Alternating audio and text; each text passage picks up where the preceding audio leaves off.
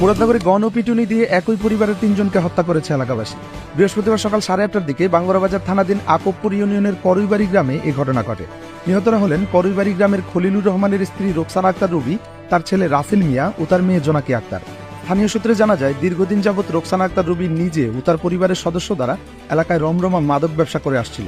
মাদক ব্যবসায় যারাই বাধা দিত, রুবি আক্তার তাদেরকেই মামলা দিয়ে হয়রানি করতেন। তারই জের ধরে স্থানীয় গ্রামবাসী ক্ষিপ্ত হয়ে বৃহস্পতিবার সকাল 8:30টার দিকে রুবি আক্তারের বাড়িতে হামলা চালায়। এ সময় গণপিটুনিতে ঘটনাস্থলেই রোকসানা আক্তার রুবি, তার ছেলে রাসেল মিয়া ও মেয়ে জোনাকি আক্তার মৃত্যুবরণ করেন। অপরদিকে রোকসানা আক্তার রুবির আরেক মেয়ে রোমা আক্তার এই গণপিটুনির শিকার হয়ে চিকিৎসাধীন রয়েছেন। স্থানীয়দের দাবি, গণপিটুনিতে রোমা আক্তারও নিহত হয়েছেন। তবে বাঙ্গুরাবাজার থানার ওসি মাহফুজুর রহমান ৩ জনের মৃত্যুর বিষয়টি নিশ্চিত করেছেন। তিনি জানান, ঘটনাস্থল থেকে ৩ জনের লাশ উদ্ধার করেছে পুলিশ।